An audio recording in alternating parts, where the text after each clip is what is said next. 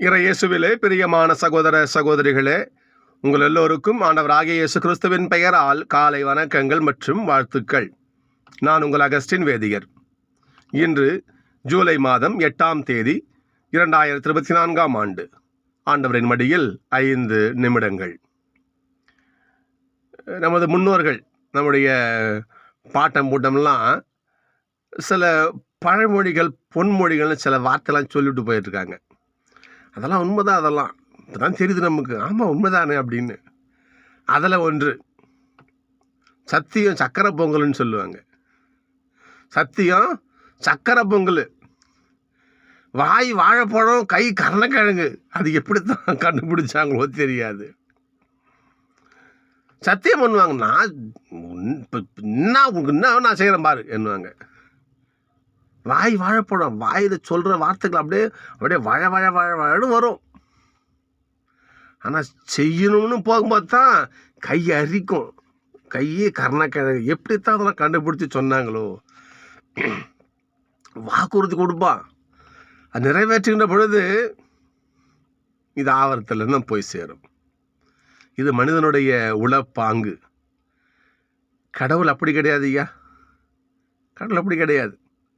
நம்முடைய ஆண்டவர் சொன்னால் செய்வார். வாக்கு மாறாத ஆண்டவர் நம்முடைய ஆண்டவர். திருப்பாடு வந்த இப்படி வர ஒரு வசனம் வரும் பாருங்க. என் ஆண்டவர் எனக்காக எல்லாத்தையும் செய்து முடிப்பான். திருப்பாடு வசனம் வரும் பாருங்க. இன்றைக்கு ஓசை புத்தகத்தில் முதல் வாசகம் வாசிக்கிறோம் நம்ம. இந்த ஓசை ஆகமம் இருக்குது பார்த்தீங்களா, அற்புதமான ஒரு நூல். அது ஃபுல்லாக படித்து பாருங்க. கடவுளுடைய கண்டிப்பான அன்பை சொல்லுகின்ற ஒரு வாசகம் அது. கண்டிப்பான அன்பு. எப்படி?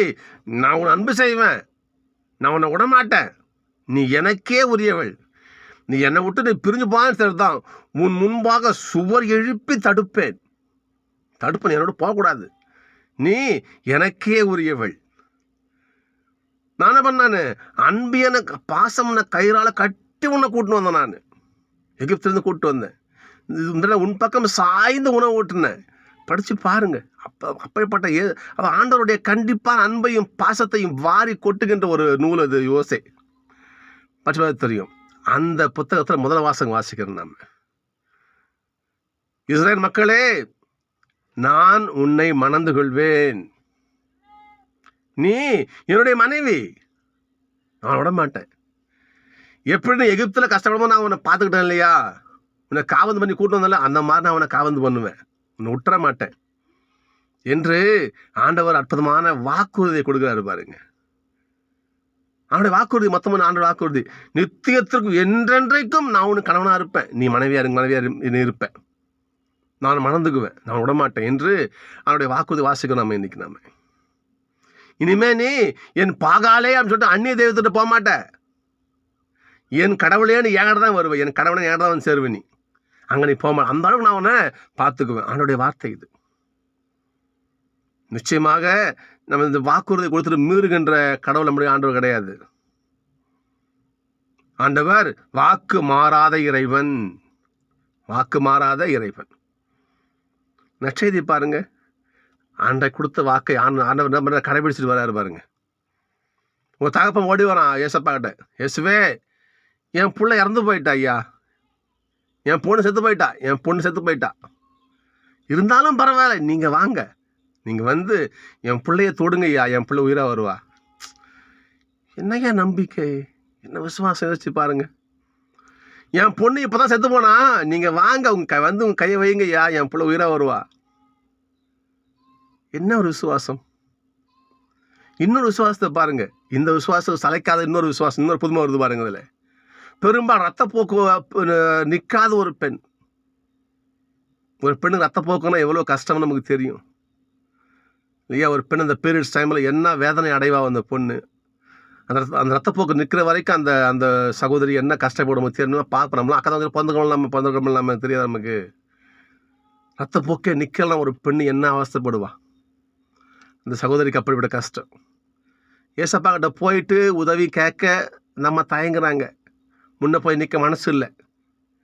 என்ன செய்யறது? ஆனால் குணம் வேணுமே. ஏசப்பா என்னை பார்க்க வேண்டாம், எனக்காக ஜெபிக்க வேண்டாம், என்னை தொட வேண்டாம், எதுவுமே சொல்ல வேண்டாம். ஆனால் நான் போயிட்டு அவருடைய ஆடைகளுடைய ஓரத்தை, அவர் ட்ரெஸ் அப்படி தொட்டால் போதும், நான் குணமாயிடுவேன். என்னையா ஒரு விசுவாசம்! அந்த பக்கம் என் பொண்ணு செத்து போயிட்டா, நீங்கள் வந்து தொடுங்க, நான் குணமாவேன். இங்கே ரத்தப்போக்குள்ள ஒரு பெண், நான் தொட்டா குணமாவேன். ஆண்டோடைய தொடுதலுக்கு என்ன மகத்துவம் பாருங்க ஐயா. இந்த 2 பேருக்கும் ஆண்டவர் புதுமை செய்கிறார். தகப்பனை கொண்டு போறாரு, சாவு பொண்ணு கடத்தி வச்சிருக்குது, வெளியெல்லாம் அழுக சத்தம், அமைதியா இருங்க, பொண்ணு தூங்குறா. நினச்சிருப்பாங்க, என்ன இருந்தாலும் லூசா நினச்சிருப்பாங்க, நினச்சிக்க மாட்டாங்களா? இந்த ஆள் என்ன கிறுக்கு பிடிச்சி வச்சா, அவருக்கு செத்து போய் பொண்ணை வச்சிருக்கோம் நாம, இவ்வளோ தூங்குறான்னு சொல்கிறாரு இவரை பைத்தியம் நிச்சயம் நினச்சிருப்பாங்க. நிச்சயமாக அந்த எண்ணம் இருந்திருக்கும் அவங்களுக்கு. சொல்ல பாருங்க, அமைதியாரு கூப்பிட்டு போகிறாரு. பெண்ணை உயிர்ப்பித்து என்ன பண்ணுறாரு, தகவலை படிச்சுட்டு வாழ்ப்பா சந்தோஷமான்ட்டு போகிறார். ஆண்டவரால் எல்லாம் கூடும், நமக்கு விசுவாசம் இருந்தால். அந்த பெண்ணை பாருங்க பார்ப்போம், வந்து ஆடையை தொட்டா. ஏசப்பாங்க தங்கிட்ட இருந்த சக்தி வெளியே போகிறது தெரியுது அவருக்கு. என்னை தொட்டது யார்? எல்லாம் நினச்சிருப்பாங்க, என்ன இருந்தாலும் கூட்டம் அப்படியே கொசன்னு அப்படியே நெரிச்சின்னு போகுது, என்னை தொட்டது யாருன்னு கேட்குறாரு. யார் தொட்டதுன்னு ஏசப்பாங்க தெரியும், அந்த பொண்ணுக்கு தெரியும். நம்ம வராங்க, நடிங்கிட்டே வராங்க, நான் அதெல்லாம் சொல்கிறாங்க, நான் தான் உங்க தொட்டேன் ஏசப்பா. மகளே, உன் விசுவாசம் உனக்கு குணமாகச்சும்மா. நான் உனக்காக ஜபிக்கலை, நான் உன் நலமாகன்னு சொல்லலை, நான் உன்னை குணமாகன்னு சொல்லலை, எதுவுமே நான் ஒன்றும் செய்யலை. நீ விசுவசிச்ச, நீ தொட்ட, நீ குணமான. சொல்ற பாருங்க, மகளே, உன் விசுவாசம் உன்னை குணமாக்கிய சகோதரியே, நீ போன்னு சொல்றாரு பாருங்க. சகோதரர்களே, கடவுள் இன்றைக்கும் செயல்பட்டு கொண்டு தான் இருக்கிறார்.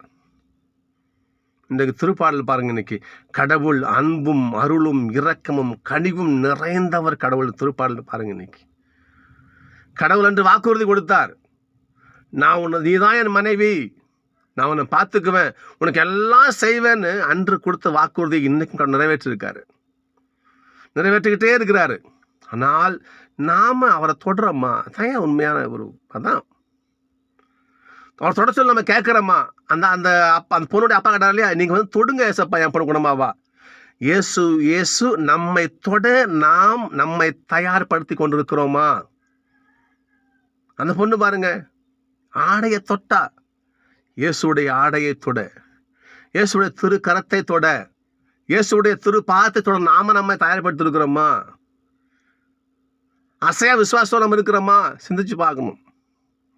கடவுள் நம்மை தொடுவதற்கு இல்லையா, நமக்காக அருளை வரங்களை வாரி வழங்குவதற்கு அவர் தயாராக இருக்கிறார். அதை பெற்றுக்கொள்ள இந்த பெரும்பாடு உள்ள பெண்ணை போல, இந்த பொண்ணுடைய தகப்பனை போல நாம் தயாராக இருக்கிறோமா?